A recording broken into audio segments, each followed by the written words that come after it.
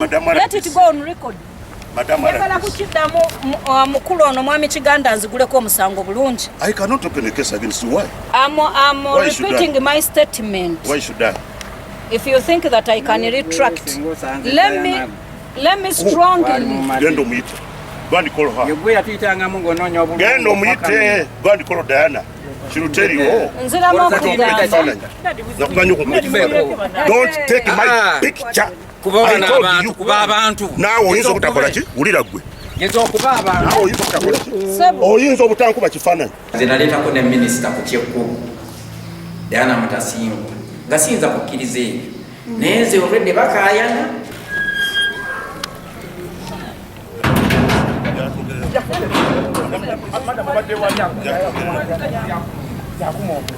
Madam, we mzee ina pressure. I'm handling him katono. Aina pressure. Mzee Kiganda aina pressure chata manyi. Nemule pressure alwana. Ne ati nze nabatadde dda. Nze ne mbagamba. Alina pressure. Bana bakajja kubanja. Kubanga essomero lyange abasomesa bakubira abazadde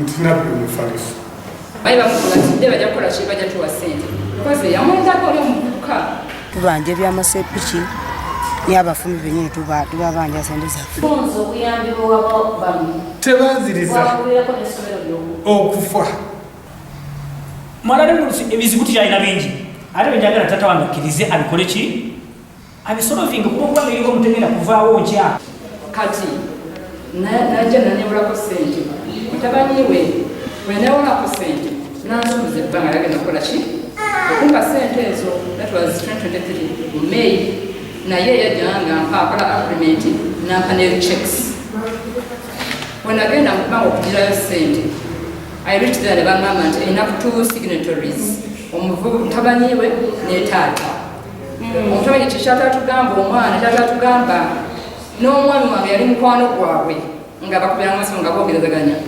ng'ogenda ku home babaggalizaayo ku gate bakkiriza kukola ki kuyingira one day we chased them nga balimu emotoka ya black yekweki gye bavuze nayo ne tuyingira wewaabwe omukyalo yaliyo n'omwami we ne batukakanya ne batukuza ne bagamba tugenda bawa ssente zammwe ennaku z'omwezi bweziti mwaka omwezi gwennyini tebakola batukakanya tebakuwa ssente nga baye batidde lukundo kubanga mukwano gwabwe baludde naye nga bakola naye bizinesi nga baye bamukola tidde bajja kukola ki bajja tuwa ssente koze yamwenzako oli omuvubuka ekiseera kyalo okwagala ssente nga bakwata amasimu nenkuba amasimu nga tebakwata ono n'ababeera nga bakwata amasimu olwavaako omwami n'omukyalo olwali ewaka nakane okugera oluzungu kyebakola kufulumya mutabani waabwe mu nsi n'agenda naye fatukuba amasimu nagamba nja kuwa ssente nja kuwa ssente nga bamuwa ssente yajja nantuukirira emyaka egiyiseeko emabega nti muhoomu bagenda kukyaza ki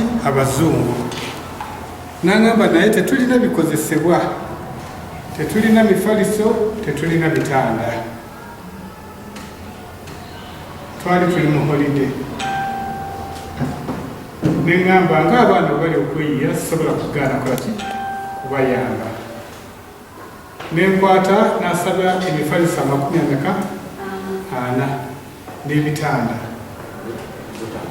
nangamba nti wiiki emu bajja kuba bamaze puroguramu yaabwe banziriza eki emifaliso n'ebitanda nalinda wiiki emu ng'eyiseewo ne tukwata wiiki eyokubiri nga siraba bitwe bikomawo lukundo nangamba nti alina ebisumuluzo abazungu bwe bagenda nti bagenda Fort omukulu wa home yagenda wa Fort kuwumulamu nemugamba naye ebisumuluzo ate agenda nabyo yasigalawo ddala home maama twatambula nga saagala kwonoona baana bano bakyali bato ne tujja ku poliisi ne baripootinga ensonga ku poliisi netuwaako abamu ku bakulu bano ne tutambula tugende bagulewo banziriza ebintu byaki eby'abaana ekintu ekyo kyankola bubi nti n'olwaleero sifunanga ki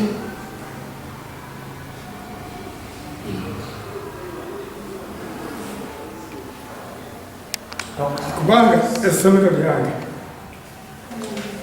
abasomesa bakubira abazadde nti nabbe mufaliso. I have helped Mami Chiganda one. His boy is now a CDO. I taught his boy. Not the reputation I have had in the community. And feed the coach. Never twala abana somero. One neighborhood. Never turned the case of it there. Abasomesa nga bagamba nti nakola ki? Natunda emifaliso gy'abaana. And in fact,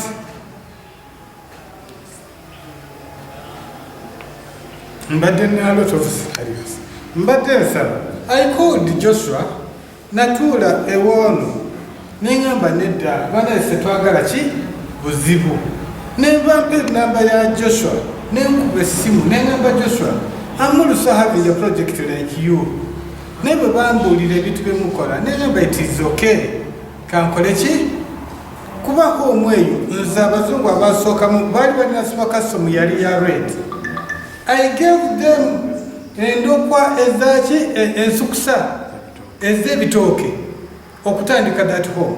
Kuba omwami yali muddugavu nga yawasa muzungu. Mu bufunzo buyambibwa wabamu. Tebanziriza okufa. Polisi nayo nempa ekyayo. Kyokka nali so disappointed ne poliisi okutwaliza awamu. Nali so disappointed ne poliisi okutwaliza awamu. Bwe nabanyonyola ku nsonga zange bangamba will call him. They called him simanyi byaddako nga bangamba twamukubidde n'atakwata. Ekibitankwatako baba mukubidde n'akwata bana atakwata naye njagala sente. So abakulu abo zino zempapula sofa. Abakulu abo na reportinga ku police naku z'omwezi nga 5 ne siyambibwa ne bansindika wale office abikine netolwa mu office ezo na sayambibwa. Kyanewunyisa nnyo ng'ennaku z'omwezi 2 omukulu okunkubira essimu muzigenti ne sente ku macha ne sijja nengenda ne reportinga mu bannamateeka nti omukulu ampisi Joshua ne family ye okuli taata we Bishop n'oli mama we ne sijja na badisappointinga. Bajja nammwe temuna kimwankola neera kambasemu. Bajja nammwe ne munkwata gye mwankwatira mwalabayo. Ngenda kugula kakusibulukuka sawa za kawungeezi nga bankwata nti ne bangamba emisango gino criminal trespass. Nesikeeyana kuba criminal trespass okunkwatira ewange mu center basigitegeera. Bwe natuuka ku poliisi banteekako omusango gwa child trafficking. Nzije eno nenziba abaana ne mbasala emitwe ne mbaguza abazungu. Of which abazungu bano be bali n'abazungu. N'abaana bano be babali ne kitegeeza be bandibadde bakola ebyo bye banteekako. Ne banteekako criminal trespassing gye bankwatira ngenda mu ttawo.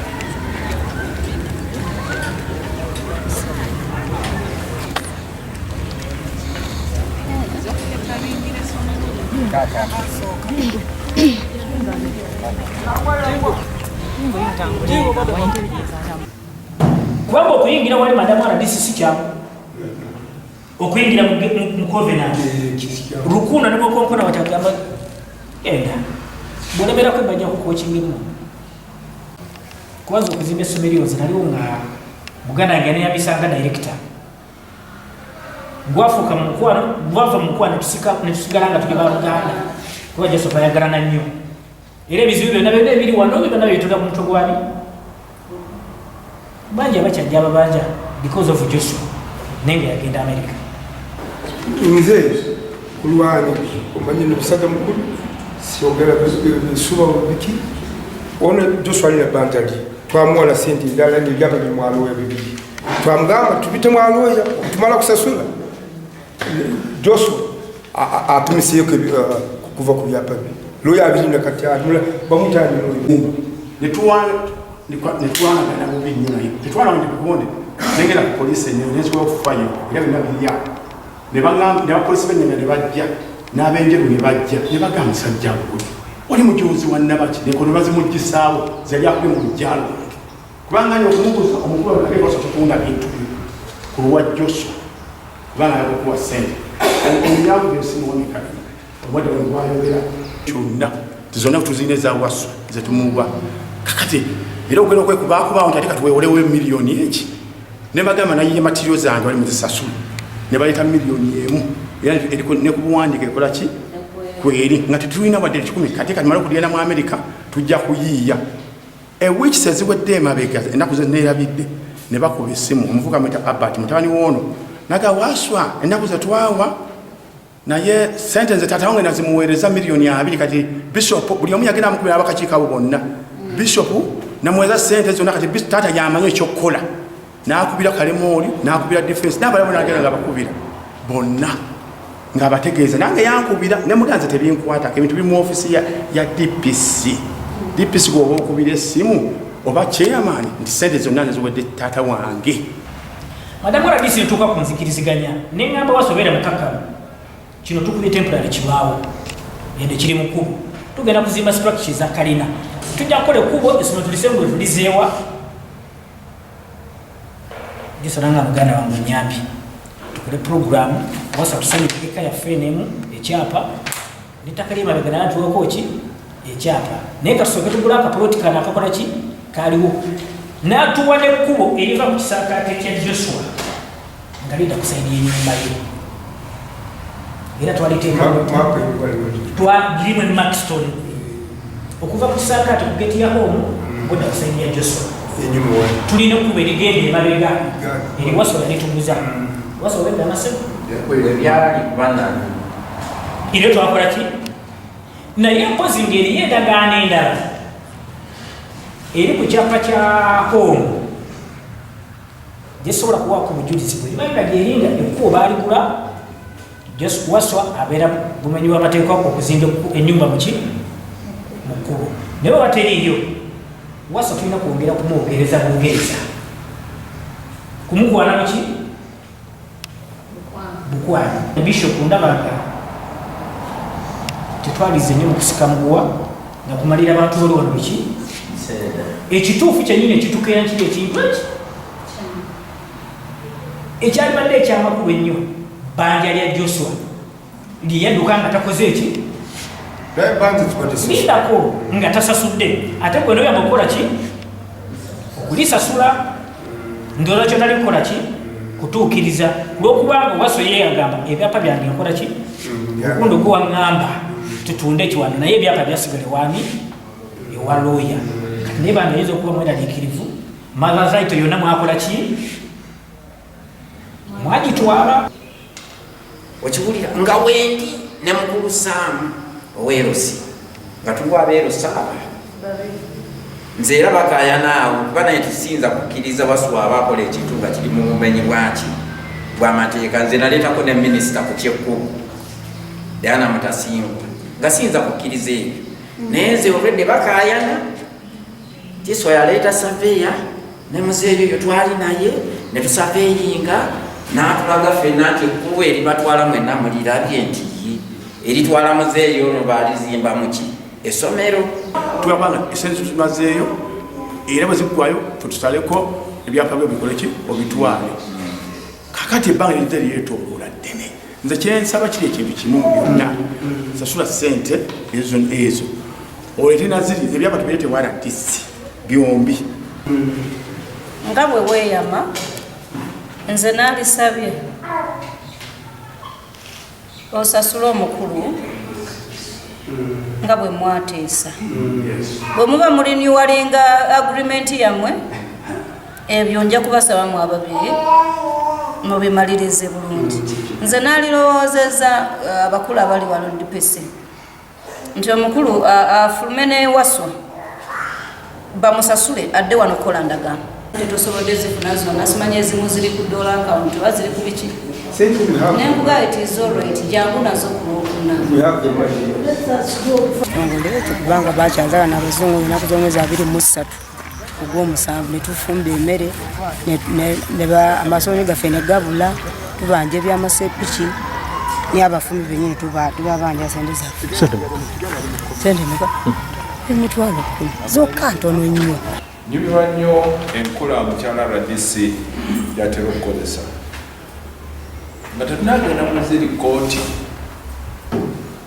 nemusooka nemutula ntuuzo ogwakawala n'ogwakalenzi banga nze ndowooza emitwe egiri wano tusobola okulaba amazima ate tukozesa amazima okusobola okulongoosa ekitundu kyaffe neggwanga life okutwalira wano nga bakulembeze tuba na ssente niyo okufanagana mwala disi wetubeera mu nkuŋŋaana zino ogenda okula nga ate bagatiya pasodi mubi nnyo naye ngaate ebintu bibeerako obuwandiike ebiggwera negyebikolesa tubasa tusigaze amazima tosobola kweronderawo okufuna omulirwana naye wesanga bwesanzibwo you just find yourself ng'omulirwana awo oba oyagala oba tukola ki toyagala naye tozotanga mwabanjalalanirana guno z'omwagala okumuliraana notasobola otandise